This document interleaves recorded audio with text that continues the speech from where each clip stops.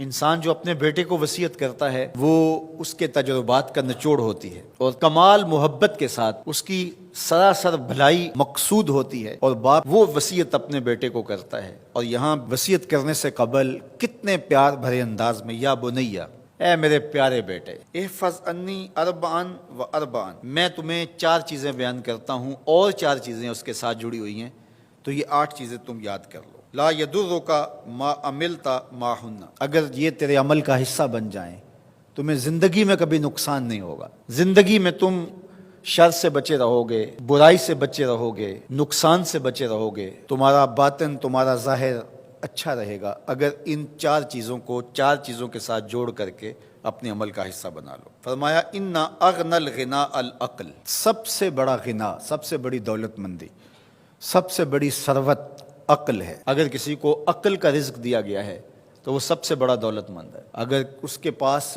مال و متاع بہت سارے ہیں لیکن بے وقوف ہے تو وہ دولت مندی نہیں ہے۔ وَأَكْبَرُ الْفَقْرِ الْحُمْقُ، اور سب سے بڑا فقر اور سب سے بڑی محتاجی جہالت ہے۔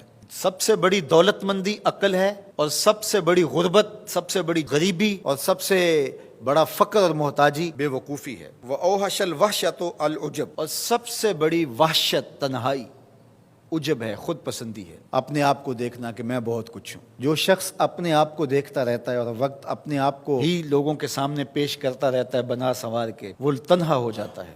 لوگ اس کی ان خوبیوں کا بھی انکار کر دیتے ہیں جو خوبیاں واقعتاً اس کے اندر موجود ہوتی ہیں۔ اگر پاؤ ہے تو اپنے آپ کو سیر نہ بتاؤ، لوگ پاؤ کا بھی انکار کر دیں گے۔ تو جو جس حالت میں ہو وہی حالت لوگوں کے سامنے ہونی چاہیے، بلکہ اس سے اگر کم ہو۔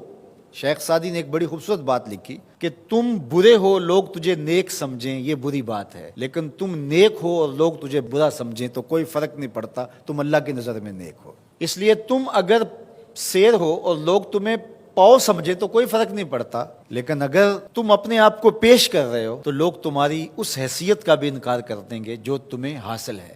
وَأَكْرَمُ الْحَسَبِ حُسْنُ الْخُلُقِ، سب سے اچھا جو حسب و نسب ہے وہ کیا ہے؟ میں فلاں ہوتا ہوں، میں فلاں ہوتا ہوں، میں فلاں کا بیٹا ہوں، فلاں قبیلے سے میرا تعلق ہے، میرا باپ بڑا امیر کبیر تھا۔ اپنا حسب نامہ اس طرح لوگ پیش کرتے ہیں، مجھے جانتے ہو کہ میں فلاں ابن فلاں ہوں۔ سیدنا علی المرتضیٰ فرماتے ہیں بہترین جو حسب ہے جو آپ پیش کرتے ہیں وہ کیا ہے؟ حسن الخلق، تمہارے اخلاق کیسے ہیں، تمہارا خلق گواہی دے گا کہ تم اچھے خاندان کے چشم و چراغ۔ مشکانست کے خود ببوئت نہ کہ عطار بگوئت۔ فارسی کا ایک مقولہ ہے کہ خوشبو وہ ہوتی ہے جو خود بتائے کہ میں خوشبو ہوں۔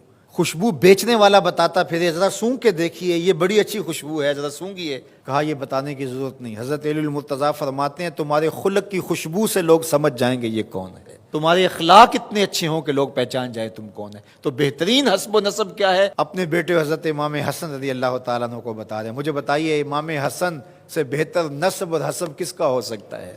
رسول اللہ کی بیٹی کے بیٹے، امام الاولیاء کے فرزند ہیں، رسول اللہ کے نواسے ہیں، بنو ہاشم کے چشم و چراغ ہیں۔ تو انہیں یہ نہیں کہا کہ تم یہ بتاتے پھرنا، بلکہ کہا کہ تمہارا خلق گواہی دے کہ میں محمد کا نواسا ہوں، تمہارے اخلاق گواہی دے کہ میں نے فاطمہ کا دودھ پیا ہے، تمہارا کردار گواہی دے، تمہاری شجاعت گواہی دے کہ تم علی کے فرزند ارجمند ہو۔ اللہ اکبر۔ پھر حضرت علی المرتضیٰ رضی اللہ تعالیٰ عنہ ان چیزوں کو بیان کرنے کے بعد فرماتے ہیں یا بنیا، اے میرے بیٹے، ایاک والمصادقہ الاحمق، بے وقوف شخص کی دوستی سے ہمیشہ بچنا۔ فإنہ یرید ان ینفعک فیضرک، وہ دل سے چاہے کہ تمہیں نفع پہنچائے لیکن اپنی جہالت کی وجہ سے، اپنی بے وقوفی کی وجہ سے تمہیں نفع نہیں پہنچا سکے گا، تمہیں نقصان پہنچا دے گا۔ کہا جاتا ہے کہ بے وقوف دوست سے دانا دشمن اچھا ہے، تو وہ اسی قول کا مفہوم ہے۔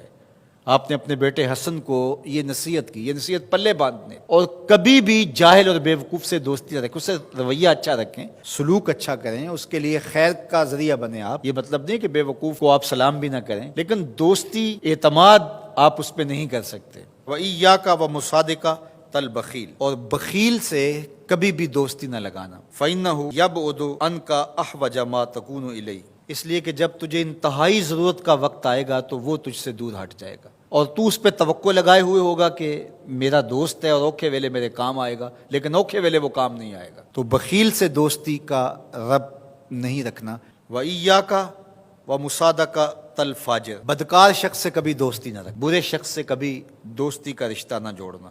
فَإِنَّهُ يَبِيعُكَ بِالطَّافَةِ، جو فاسق و فاجر ہے، برا شخص ہے، بدکار ہے، اس سے دوستی نہ رکھنا، اس لیے کہ وہ بہت تھوڑی قیمت میں تجھے بیچ دے گا۔ اور آخری بات، وَإِيَّاكَ وَمُصَادَقَةَ الْكَذَّابِ، جھوٹے آدمیوں سے کبھی دوست نہیں رکھنا۔ فَإِنَّهُ كَالسَّرَابِ يُقَرِّبُ عَلَيْكَ الْبَعِيدَ وَيُبْعِدُ عَلَيْكَ الْقَرِيبَ، وہ بعید کو تجھے قریب دکھائے گا، قریب کو تجھے بعید دکھائے گا۔ جو چیز قریب ہوتی ہے، جو سراب ہوتا ہے تو دور سے پانی دکھائی دیتا ہے، لیکن جب قریب جا کے دیکھتے ہیں تو سراب ہوتا ہے، پانی نہیں ہوتا۔ تو کہا وہ بھی سراب کی طرح ہوتا ہے، کذاب، جھوٹ بولنے والا، جو تجھے وہ نقشہ کھینچے گا جو ہوگا نہیں، تجھے وہ چیزیں بتائے گا جو نفس العمل میں نہیں ہوں گی، اور تو ایک مغالطے میں مارا جائے گا۔ یہ ہے حضرت سیدنا علی المرتضیٰ رضی اللہ تعالی عنہ کے وہ اقوال نور، جن کی گہرائی، گیرائی اور حکمت سے بھرے ہوئے یہ کلمات سے پھوٹتے ہوئے اجالے ہماری زندگی کو ایک اسلوب دیتے ہیں۔